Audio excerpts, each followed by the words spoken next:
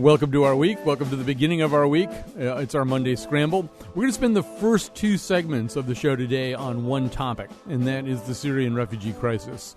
And then towards the end of the show, we'll sort of move on to slightly more cheerful terrain. Not that this has to be, irreparably grim anyway, but more cheerful terrain. We're going to talk about this massive PBS documentary. It's a two-part American experience documentary about the life and times of Walt Disney, who, by the way, was not all sweetness and life and joy and all that, the apostle of fun that he appeared to be. But anyway, that is later. Now is now. Joining us right now is Ellen Ballard. She is the co-founder and executive director of Road to Mafraq, and also Chris George, executive director of Integrated Refugee and Immigrant Services in New Haven. That's IRIS. We're going to start with Ellen. Actually, Ellen, the reason I even know that you exist is that you called in to another show that we were doing where we were talking about the Syrian refugee crisis and mentioned, in fact, your group at the time, and I made a mental note. Well, first of all, let me just say one thing, which is sort of to set the stage a little bit. So, it's very difficult to get really hard counts on all this stuff, but somewhere around 4 million Syrians have fled the country since the war began, and somewhere around 8 million more have been displaced from their homes within the country. So that's, it's a 12 million person problem.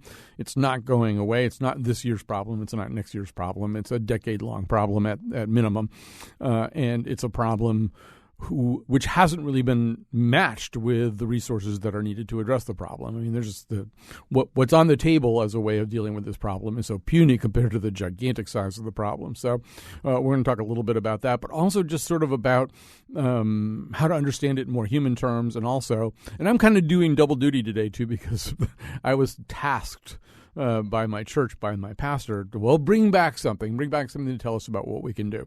So I hope at the end of this conversation, I'll have a better answer to that question as well. So, Ellen, I'm going to start with you, and I think it's actually sort of worth it to spend a moment telling your story. This isn't necessarily something that you prepared all your life to get into, right? You just, what happened? How did you suddenly become involved in the plight of Syrian refugees? Yeah, that's a great question, Colin. I am a social worker by background, but I hadn't necessarily planned to work with refugees. And it's really interesting. My husband and I, we were living overseas at the time, and this was about 3 years ago now. We, just like all of you out there listening, had seen it happening on the news, and we wondered, why isn't anybody doing anything about this? So many people are displaced, so many people are dying. And finally, after asking over and over again, why is no one doing anything, we decided, we have no excuse. We can do something. And so we decided to raise some money, and we traveled to Jordan, connected with some awesome grassroots groups on the ground there. We raised $5,000 at the time. We went. We thought that'd be the end of it, and that we had done our part. But while we were there, we got to stay with a Syrian refugee the whole time we were there, and his name was Maher. And we just really became close friends with him, and he shared with us his story. And after that, it was no longer something that was happening on the news to other people. It was happening to somebody we knew and somebody we cared about. And so we knew that we had to continue doing what we were doing. And so we came back to the States, and we've started a nonprofit called Road to Mafraq. And Mafraq is a town on the Syrian border, northern Jordan. It's about 70,000 Jordanians normally, and it's about 70,000 to 100,000 Syrian refugees living there now on top of that population.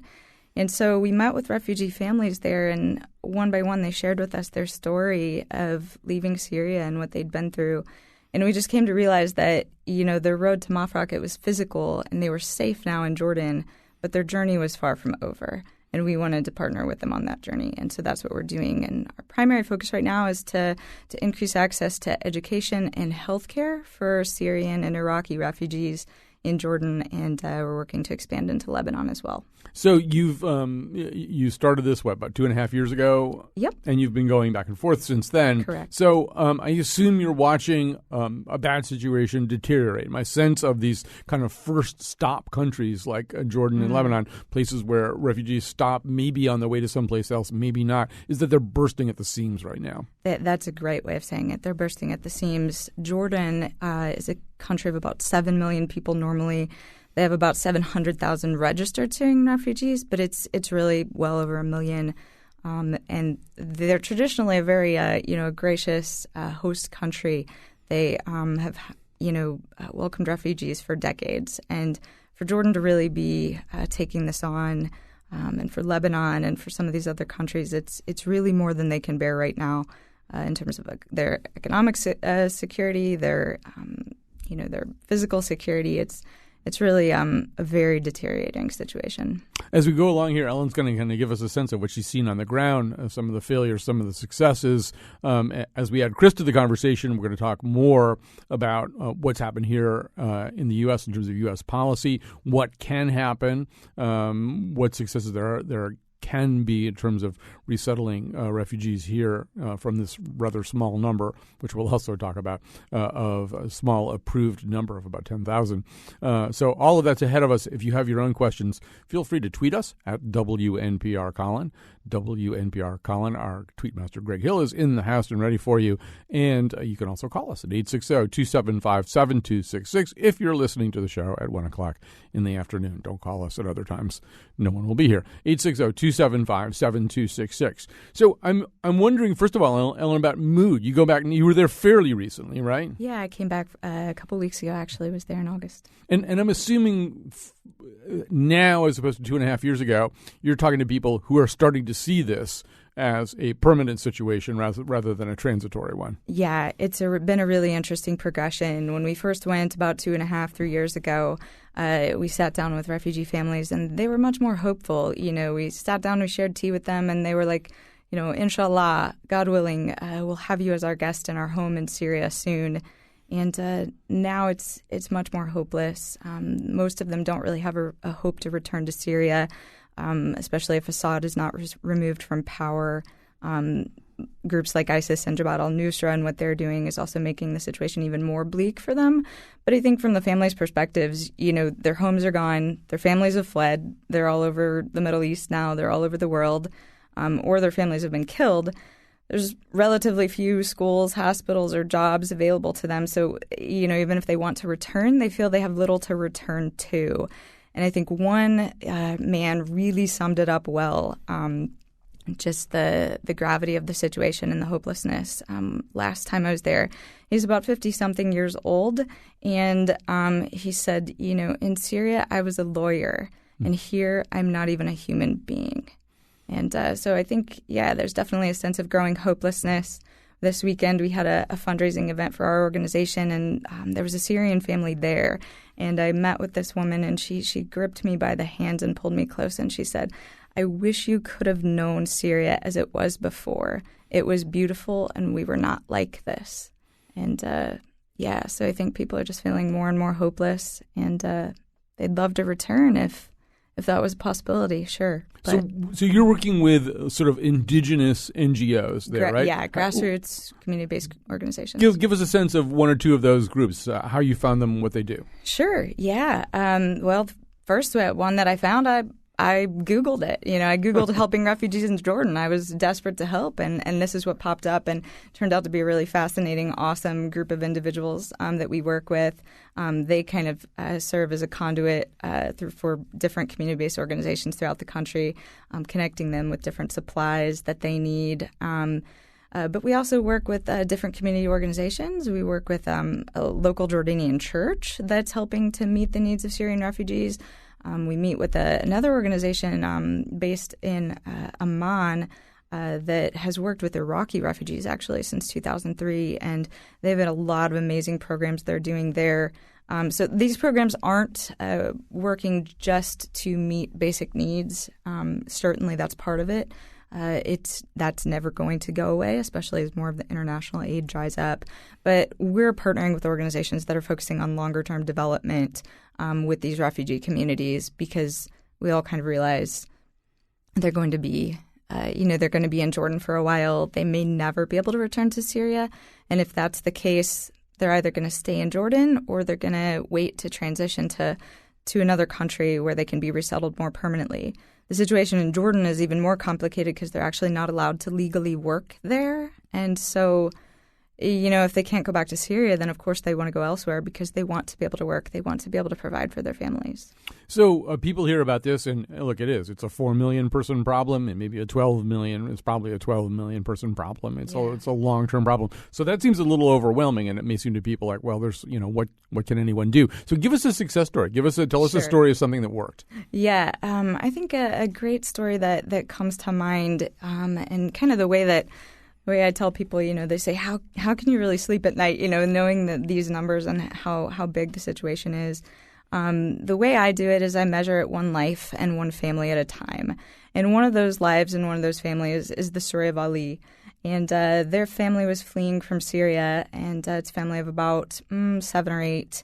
And the mother was, I think, pregnant at the time, too. And they were fleeing across the Syrian border, and they were actually captured.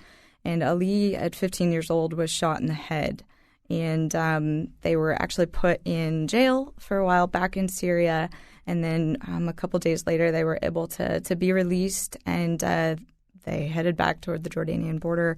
And this time, fortunately, they made it to safety. But in the meantime, Ali had a head wound that had not received medical attention. It had just been plugged with a cotton ball for 3 days. He'd been shot.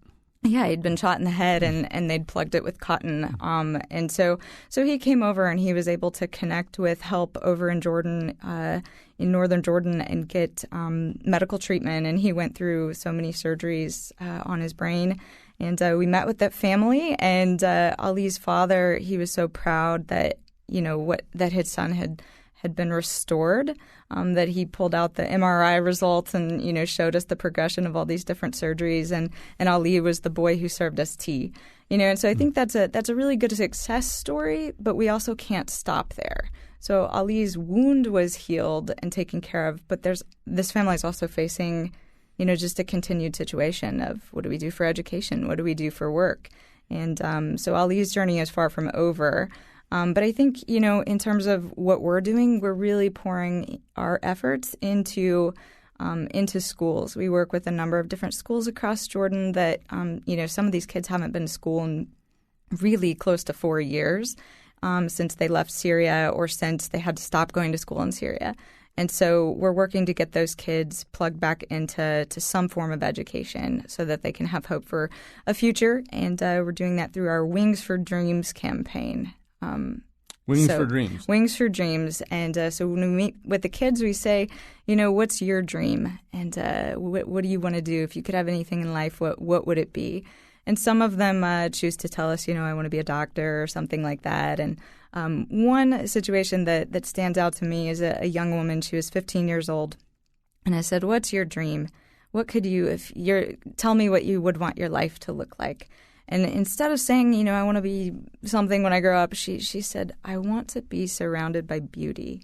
I want to be around grass. I want to be around trees. I want to be around flowing water. I just want a life that's beautiful because I've seen so much. Mm-hmm. So I'm guessing in the camps there's very little beauty, if any. Sure, in the camps, yeah. And actually that's another kind of interesting nuance of the situation. Most of the refugees aren't actually in camps. Mm-hmm. And so the refugees we work with are not in camps. They're living out in the communities in Jordan, where they're facing a number of other issues, including rent that's increased by 6-fold since this all started.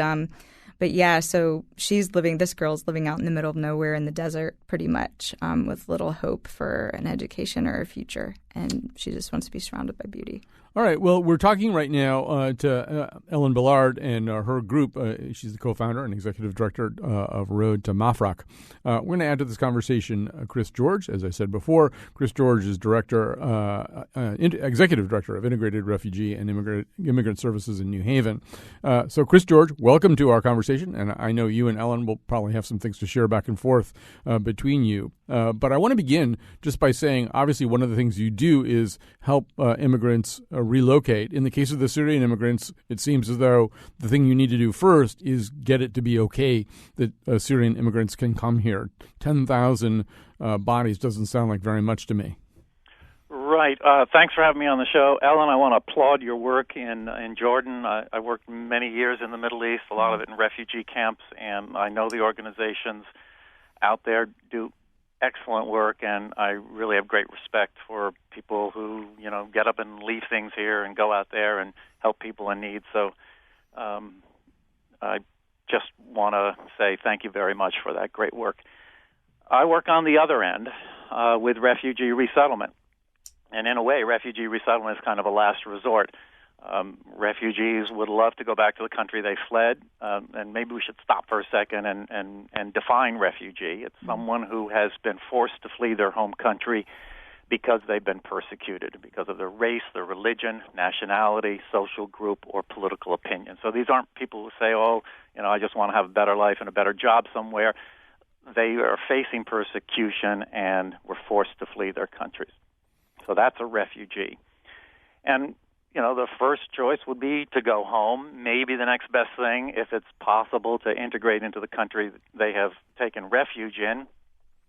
And then there is a third option that's open to just a tiny fraction of refugees, and that's called resettlement. And every year the U.S. government identifies about 70,000 refugees from all over the world, not just the Middle East, and gives them a thorough background check, a health screening, interviews them, and then it will invite them to come to the United States.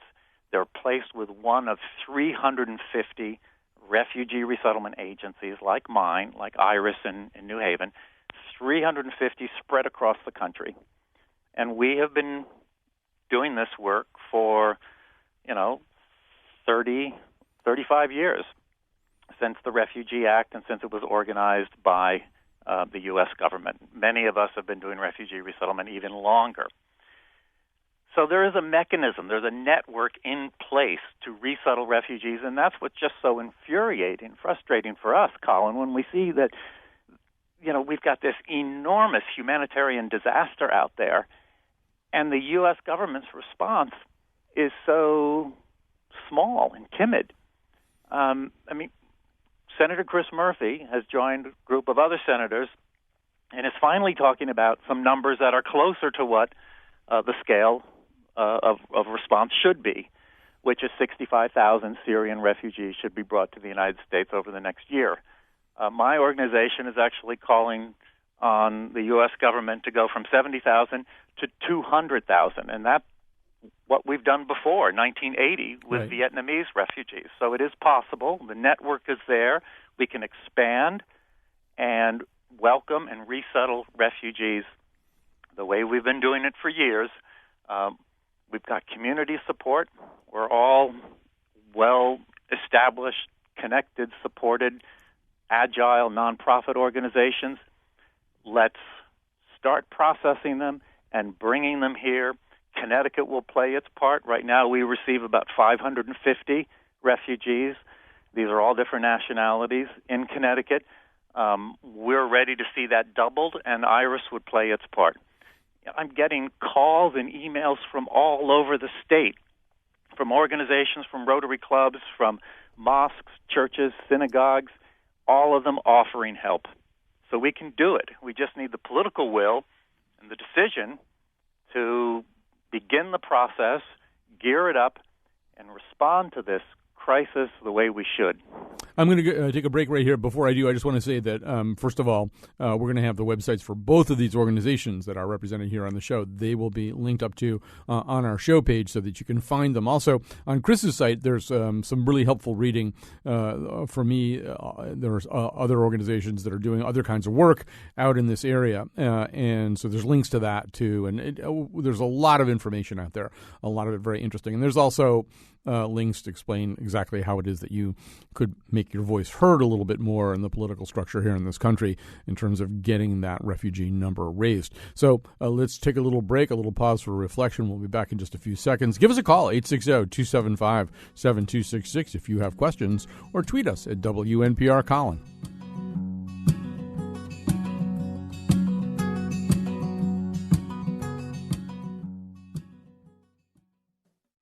All right. We're going to spend another segment here talking about what we can do, what the United States can do, what people listening to this show can do about the Syrian refugee crisis. I know you've been listening to a lot of reports, reading a lot of stuff, maybe watching stuff on television, and you can start to feel kind of helpless. This looks like a situation that we ought to do something about, but what exactly is that? We've got two organizations represented here, Road to Mafraq and then IRIS in New Haven. Each of them has ideas about what you could do.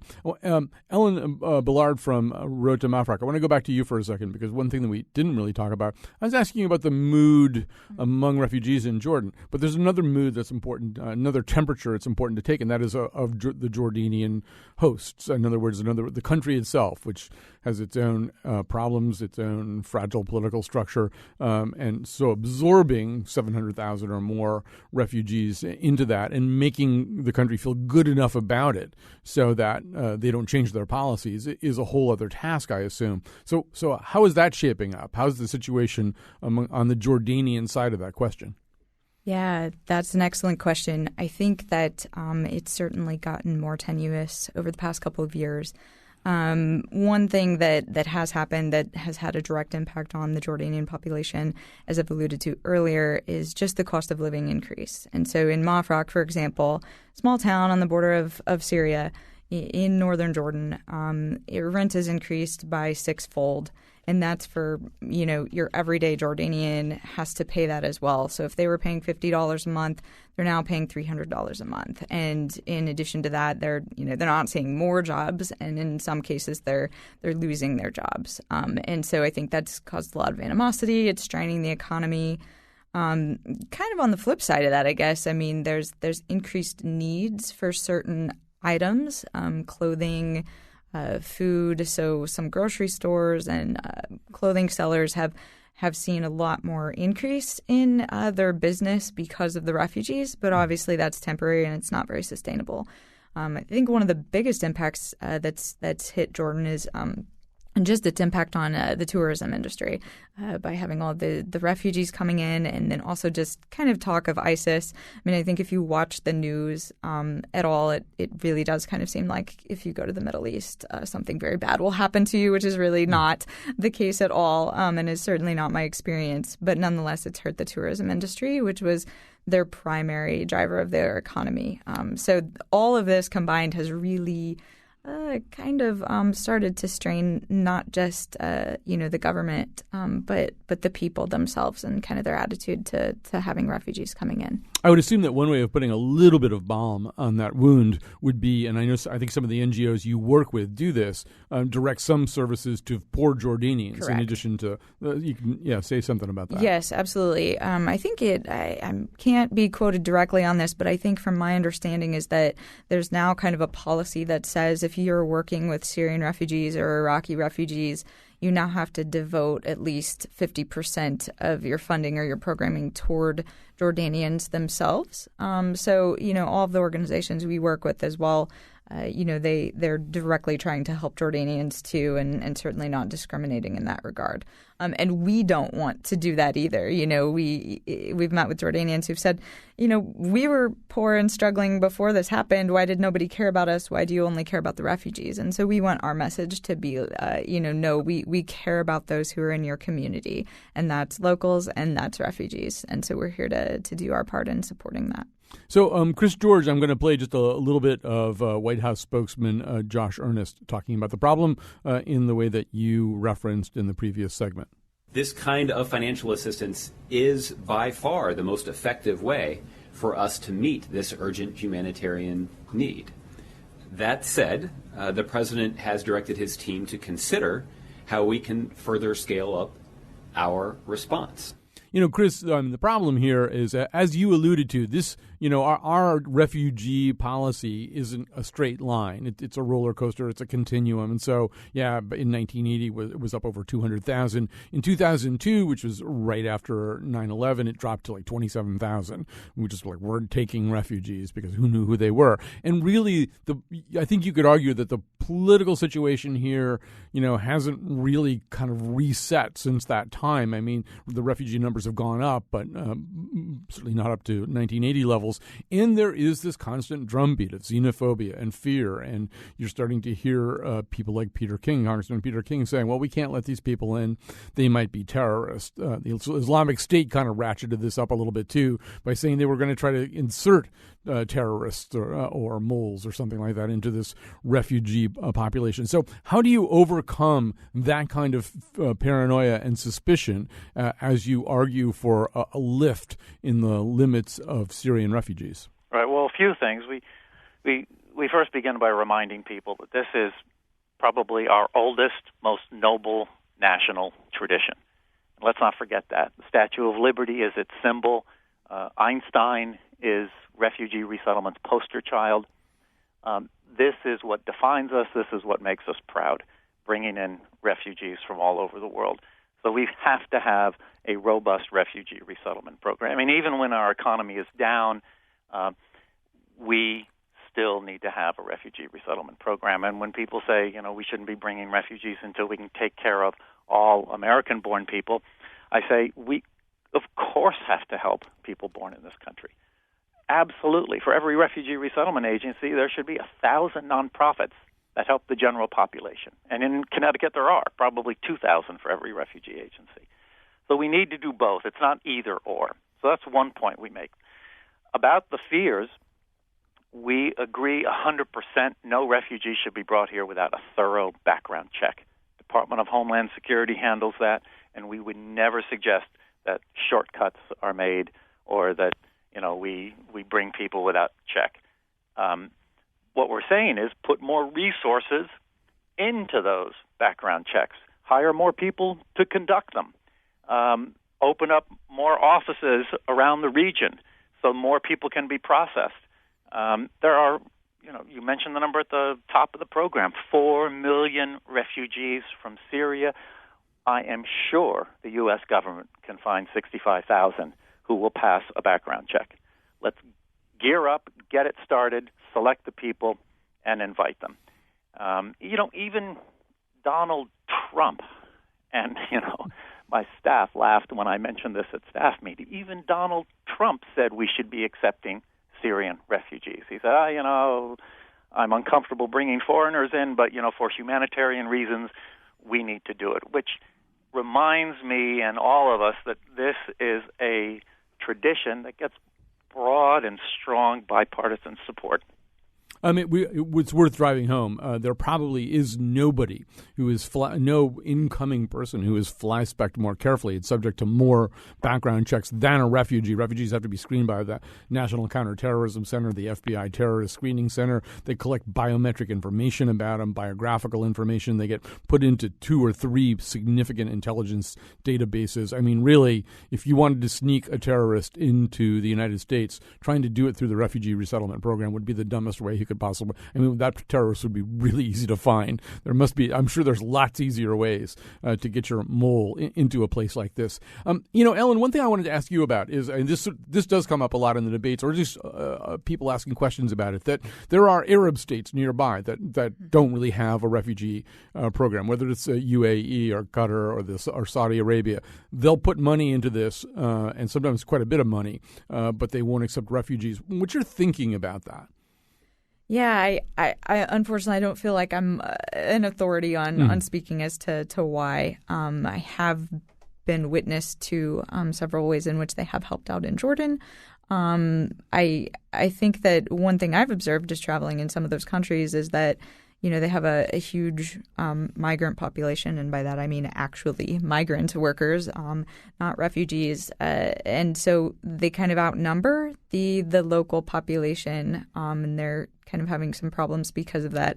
I think that's one thing. I think there's a lot of political things going on, and I don't feel adequate to address those. I don't want to put you on that spot, but it certainly is curious.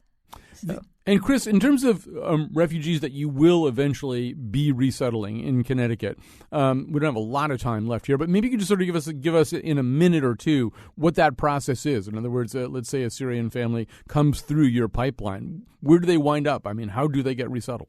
Great. Well, I'll describe it quickly, and listeners can kind of figure out where they might be able to plug in.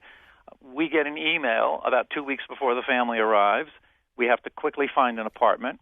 We have to furnish it with donated furniture. We don't go to IKEA with $4,000 and buy brand new stuff. No, it's all donated furniture. We find volunteers who help us fix up the apartments. We've got volunteers out in the New Haven area today, right now, as I speak, setting up apartments for arrivals that are coming tomorrow night, including a Syrian family. The case manager has to find someone in the neighborhood who can cook a culturally appropriate hot meal to serve this family soon after they arrive. We meet the family at the train station, at the airport, or a limo station. We get them settled in their apartment. The next day we bring them into the office. The case manager sits them down and says, here is the program. It's a tough, demanding self-help program. You're going to have to hit the ground running. We'll help enroll your kids in school. We need volunteers to help with that. We will teach you English. We need volunteers to help with that. We'll help you find a job. We need people to help with that. We're going to connect you to health care. If your family has been divided and separated, we've got legal services that will help reunite you. And we've got to do all of this very quickly because we don't have that much money. The government sprinkles a little bit of funding on these programs. It's intended to leverage a lot of private assistance, and it does. In fact, it's probably the best use of tax dollars. It's a strong public-private partnership. So through volunteer help, material donations, financial donations, we bring in a lot of private support from the community to supplement the government funding, and it works. And before you know it, people are getting jobs. They're able to cover their rent. They're able to, the kids are learning English. They're able to win academic awards in school. They'll move to another apartment. We've got all sorts of success stories, not just here in Connecticut, but across the country of refugees, going on to becoming engaged and contributing members of the community. That is great. It really is one of the best things we do. Very quickly, Ellen Billard, because I'm under the gun right now. But yeah, quickly, 3 ways that people can help. Yeah, I just want to follow up on everything that Chris said. In addition to that, the first thing you can do is give money. It goes a long way. We just, for less than $4,000, we just sent 37 kids to school this summer for one whole year. If you don't have money to give, you can absolutely fundraise, help send Syrian refugees to school. And the last thing I would say is just please don't forget about this next week. This is kind of the talk of the day, but these families are still going to be in this situation next week. And just please keep them on your hearts and minds in whatever way you see fit. And thanks for your time. Ellen Billard and Chris George, thanks so much. We'll shift gears and talk about the rise of the Disney empire after this.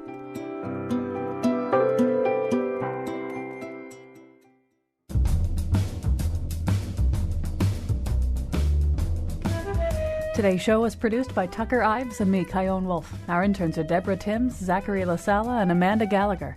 Greg Hill tweets for us at WNPR Colin, and the part of Bill Curry was played by Julie Andrews. For show pages and videos of the Faith Middleton Show staff dressing Cinderella for the ball, visit our website, WNPR.org/Colin. On tomorrow's show, we catch up with some of our former guests. And now, back to Colin. So we all grew up pretty much in the arms of this man or in the hands of this man, Walt Disney. And yet, probably, I'm of an age to have really lived many, many decades under the spell of Walt Disney. But I can't really say I knew all that much about him until I watched this new documentary, part of the American Experience. It's going to premiere tonight and run over 2 nights at 9 p.m. on CPTV. And we have here with us the director and producer of the American Experience, Walt Disney. That is Sarah Colt. Welcome to the show. Well, thank you so much for having me. I'm glad to be with you today. I'm going to tell you some of the things that surprised me, and then I want to hear some of the things that surprised you about this. I think for me, the biggest surprise, in a way, is that Walt Disney's career more resembled one of the rides at one of his theme parks than just the steady upward ascent of an escalator. And I didn't get that. So in the first episode, we see kind of the centerpiece of the first episode is him kind of doubling down, betting his whole stash really on Snow White. He's going to do something really new, this feature film. Nobody's ever done anything like this before. There are delays. There are questions. Can he possibly deliver this product on time? He finally does. It's this huge huge hit. It kind of remakes the whole landscape of what animation can do, what film can do. It makes insane amounts of money. And there's a little kind of, cylinder clicking over my head going, okay, so he's all set. The escalator just keeps going up after that. And Sarah, it's not that way at all.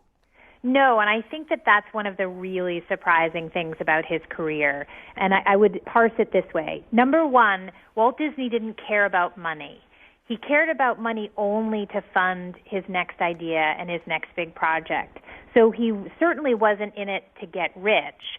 And he was willing to spend everything he had and mortgage everything in order to fund whatever his next big idea was. And then also, just as you point out, it was a real roller coaster, and they needed money, were desperate for money, and begging for money, really up until Disneyland becomes a success. So that's up until 1955. And Walt Disney's name, he became a famous person in the early 30s with Mickey Mouse. So that's 25 years of a real roller coaster, as you point out, in terms of finances. And some of this has to do with his determination to hew very closely. He's a real study in contradictions. We'll come back to that. But to hew very closely to certain artistic visions. So he's just not going to compromise. He's going to make, with all the success that he's got from Snow White, he's going to make Fantasia, which is a big risk. And he's going to make Pinocchio and Dumbo. And these are, once again, artistic risks. They're visions that, as I think one of the animators or somebody in the documentary points out, they don't look like each other either. It's not like he just took the thing that really worked and then did it again a slightly way. These are all very, very different departures. And some of them really are not commercial successes. Pinocchio and Fantasia don't help him at all. Exactly. And, what's interesting is that even early on, he hits big with Mickey Mouse. There's no question. And Mickey Mouse becomes this huge celebrity and does make a lot of money. But then Disney turns around and says, I want to start another series of cartoon shorts that's going to be more avant-garde and more cutting edge and more experimental. And he's pouring lots of money into producing these shorts, and he's spending more money than he's actually being paid for the shorts. And so that's, I think, what you can then say about the feature films that come after Snow White. He gets money to make those films, but then his vision seems to always outpace the amount of money that the bank is willing to give. And so his brother Roy, his sort of long-suffering older brother Roy, who has to keep going back to the bank to get more money, has to get, additional funds to make these films. So they end up spending a tremendous amount of money on production that they're then unable to get back at the box office. And for Pinocchio and for Bambi, that has a lot to do with World War II and the fact that there's less of a market for movies at that period because the European market has shut down. Fantasia is a whole other story. So they have a problem with Fantasia because, again, Disney's so determined to have a certain sound system to listen to Fantasia that only a few theaters can afford to put it in. Right. That one blew my mind, too. So you mentioned Roy. This is one of the many paradoxes in this story, that Roy, as you say, is very long-suffering and downtrodden in certain ways. And very early on, it stops being Disney Brothers and it becomes Walt Disney. He just rips Roy's name right out of the company. And he's very much my way or the highway. At critical junctures, he'll just sort of say to Roy, look, either just do what I'm saying right now or you just go leave or something. On the other hand, Roy really does save this company more than once, and certainly after the strike, when Walt goes to South America to heal from this kind of breakdown he's having, not after the strike, during the strike, it's really getting him on a different continent is almost essential. Roy's ability to save the company in his absence. I think that's absolutely right. Disney is passionate about what he's doing. He can be completely blind to what's going on around him. And his brother Roy is much more pragmatic and even-keeled. And in the story of the strike, he really, in some ways, needs his brother to get far, far away so that he can do what needs to be done to settle the strike. Roy comes to understand, even though Roy didn't want to settle it, he understands from a business perspective he needs to settle it. And so throughout the partnership, Roy is really a critical member of the team.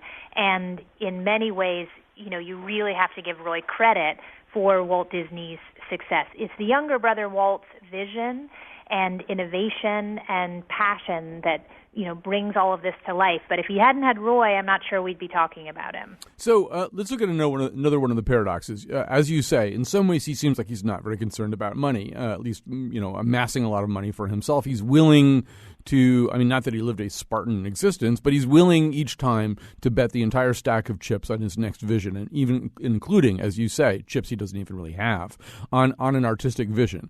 On the other hand, he becomes somebody who's kind of quintessential paranoid captain of industry who, after the strike, becomes freaked out by communists and a little bit of a Red Scare participant and testifies in front of the HUAC. And he kind of turns into the kind of person you do turn into if you're a capitalist who's really worried about money and you think communists are going to take it away from you.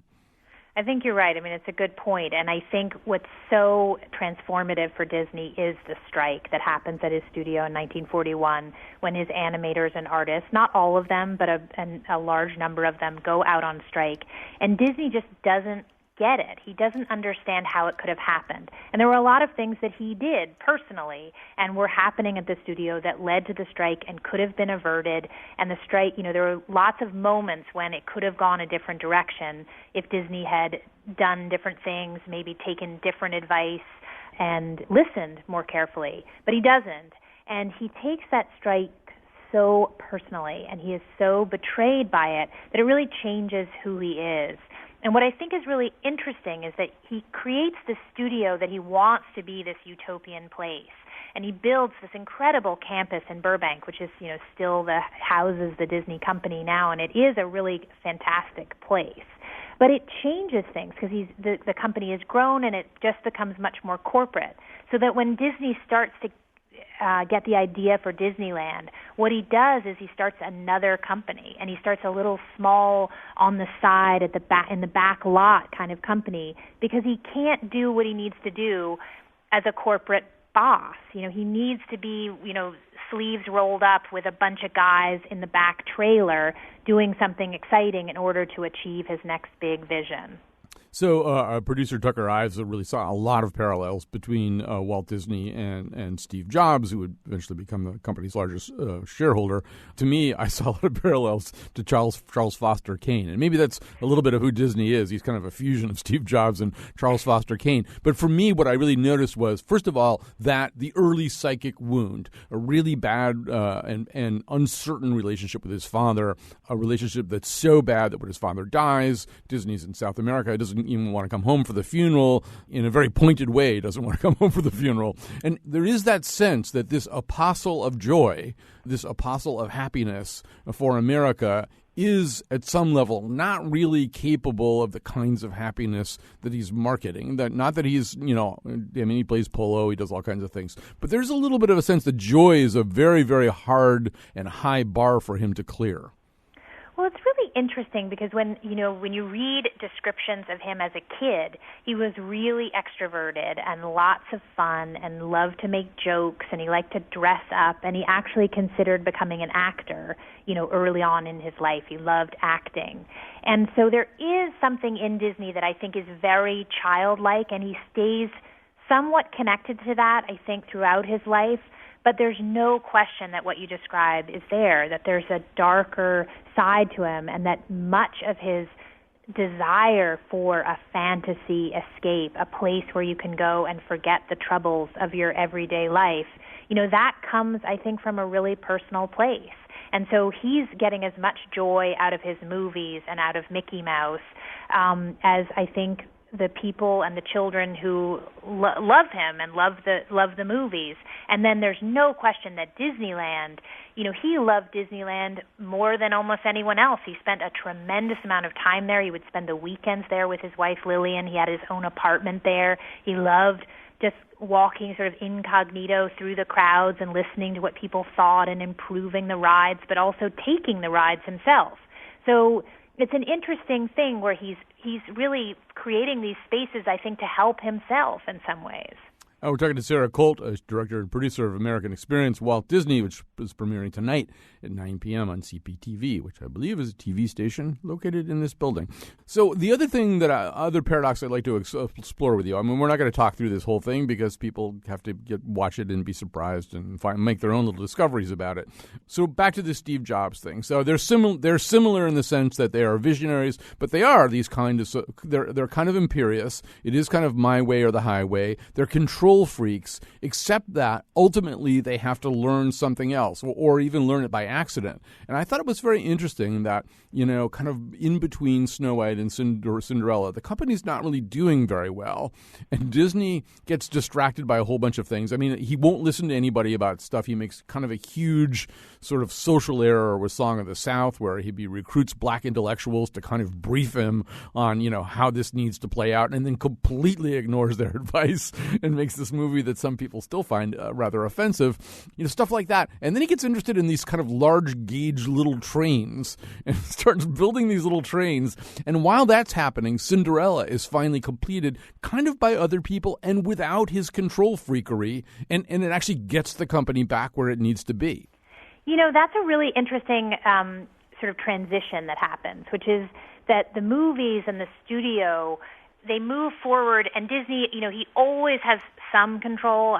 He's reading every script, he's okaying everything. He was very involved always in the early stages with a script, and then he was heavily involved in post-production. But he starts to let other people do the directing and the producing of the actual film. So with Cinderella, as you say, he's not really very involved, and that becomes true with many of the films that come after Cinderella, both the animated features and the live-action features. So he always has his hand in everything, but he kind of lets go, and he lets the product, I think, in some ways, he's not as careful with it as he is with, Snow White, Pinocchio, Fantasia, Bambi. And it does change, what they're putting out. I mean, the thing that's so interesting about Disney is how productive and prolific he is. So even in the period that I kind of like to think of in a way as sort of Disney's wilderness period, sort of after the war and before he starts working on Disneyland, he's still producing an amazing amount of material and entertainment. He gets into nature documentaries. He's fascinated with television and definitely sees there's a future in television very, very early on, way before a lot of other people. So it's really interesting, that aspect of his, he does let go a little bit with control, but he also is very involved. With the nature documentaries, I thought one of your commentators commented rather mordantly that he liked the idea because seals don't go on strike. I have to say I love that comment. It's very funny. So very quickly, Sarah Colt, how difficult a thing is this to do? I mean, basically, you're taking one of the most intact show business and corporate legends in America, one of the last big companies that bear somebody's name. Everything else is ESPN and Viacom and stuff like that. And this just halcyon brand name. And you really do want to kind of probe around a little bit and sort of see, where the bright places are and where the dark spaces are. How difficult a thing was that to do? Well, it was a big topic. It was a daunting topic and an exciting and challenging one. I mean, the key to the project was that we were able to get the Disney company to let us into their archives and let us use not only his films within our film, but also all the documentary evidence of his life. The many, many, thousands of photographs, which most of them are owned by the Disney company. So we got that go-ahead, and that was key to this project. And it was key that they also agreed to let us have full editorial control so we could figure out the story we wanted to tell. And, what I'm hopeful of is that when people watch, they will, whether they're great lovers of Walt Disney or whether they hate Walt Disney, they will learn about a human being and a person that, as you say, was full of contradictions and really, at the end of the day, was a fascinating person. And I think people hopefully will walk away recognizing he's not just a myth and a legend, but actually a person and hopefully be entertained as they go along. Right, as you say, love them or hate them. There's something for everyone. It's just like Disneyland. Anyway, yeah, absolutely. I have to say I was riveted by this thing. I mean, I grew up certainly with the Disney culture like everybody else, and so it's kind of interesting to watch the footage dropped in among sort of some of these more gritty stories about how things came to be as they were. Sarah Colt, great to talk to you. Everybody else, watch this thing tonight. Thanks for joining us today. Thank you so much for having me. And we're also going to say goodbye right now because, in fact, our show is over. So I wish I knew the end of the Musketeers song. Now it's time. I don't know it. All right, so that's the kind of preparation that I just failed to do today. We'll be back tomorrow with another great show. Thanks to Tucker Ives, Kyone Wolf, everybody else who helped out. Now it's time to say goodbye to all our company. M-I-C. See you real soon. K-E-Y. Why? Because we like you.